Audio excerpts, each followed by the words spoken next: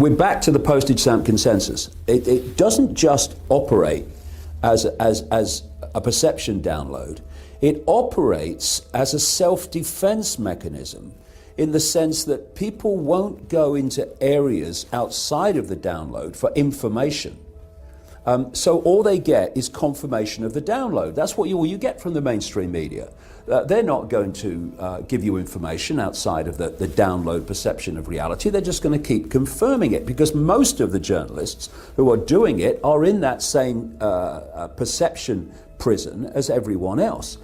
And so what you have is that the great majority of people go through an entire lifetime just having this sense of normal being constantly confirmed. And what has happened with the alternative media, we've making inroads into that.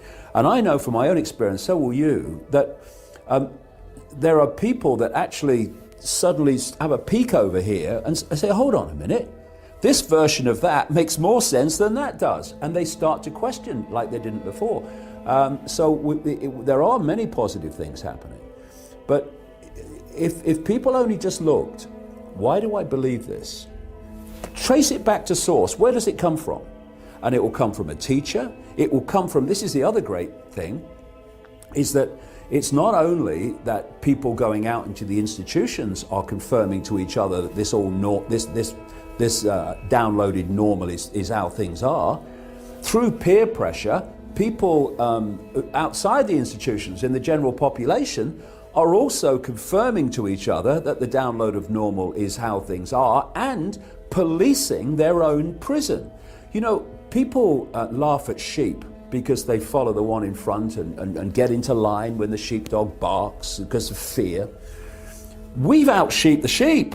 We don't need a sheepdog. We keep each other in line. And if ourselves as well. Yes, by doing that, yes. It's like, this is how I've described it over a number of times over the years. It's like prisoners sitting in a cell and someone cracks the code to the cell door, and as he goes to run out, the other prisoners grab him back. And if we would only set each other free to allow the free flow of opinion, even though we might not agree with it, then we'd start to break down this prison perception that people think is free thought. This is the thing. You know, people say, what is your opinion? This is one of the, what's your opinion? Well, my opinion is, so hold on a second, before we go any further, where does your opinion come from? And you'll trace it back, and it comes from some external source, which they're just repeating.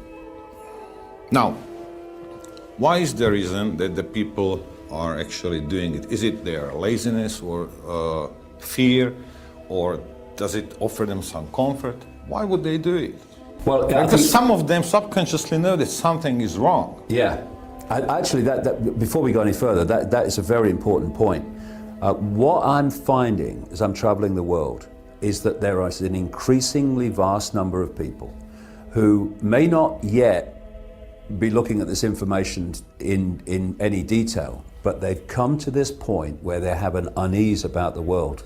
They don't like the way it's going, they feel uneasy about it, and that is teasing open their minds to get another version of actually what's going on, because the version they're being given makes no sense. But I remember I did an interview on a BBC current affairs program, the only ever time they've ever asked me on. It's a few months ago now. And there was a former well-known British politician across from me. And he was asked by the presenter about what he thought of conspiracy theories. And he said the most ludicrous thing. He said, well, I think that, you know, it's intellectual laziness. So I was on him immediately. Because the ultimate intellectual laziness is not to question authority, it's to accept authority's versions of things without question. That's intellectual laziness. So there is some laziness in it. So he just turned it around. Yeah, yeah, but I turned it back.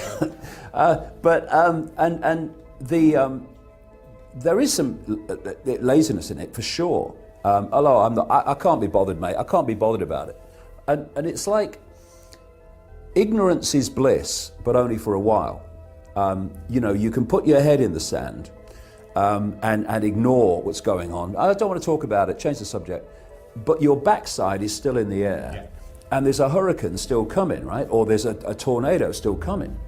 Now, whether you put your head in the sand to be oblivious that a tornado is coming or not, the tornado's still coming.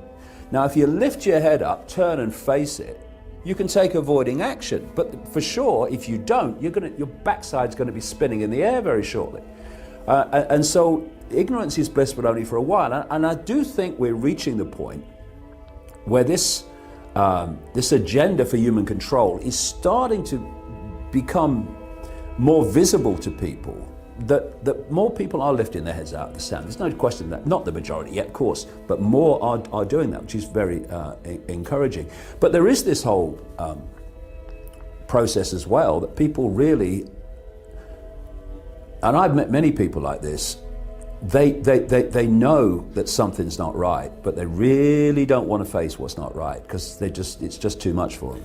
First of all, there is a point, which I was saying years ago, there's going to come a point where the hidden becomes the seen, or at least some of it. Because if you are manipulating covertly to change human society in a certain way, then there comes a point where if you're going to do that, that society has to start to change, to reflect what you want. So they've reached the point now where the hidden is increasingly becoming the seen, as with more and more surveillance, more and more control, more and more imposition, political correctness, censoring the most basic things that people are supposed to be allowed to say.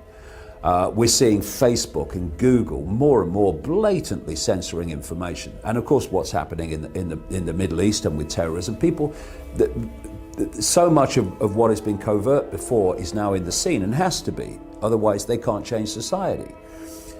So there's that level of it, but there's also another level of it, and that is they are absolutely aware that there will come a point, and it's starting, when the way they are changing society in the realm of the scene is so blatantly going in a certain direction that it's going to get lots of people looking up and saying, what's going on, what's going on? And so they're trying to get it through as quick as possible. And this is what they want. They want a vicious police military state, because global state, because they want the police and the military to be expressing. I grew up in one. Yeah. See, most of the people here, we grew up in one. We know. Yeah. That's why, for example, the Central European countries, they don't want the immigrants. Yeah. We've been there. We don't really want the society which's been built up by these neo-Marxists in the West. We lived it, and trust me, it's awful. We know it. Oh yeah. We've been there, so that's why we are really trying to deflect it. Yeah. We don't want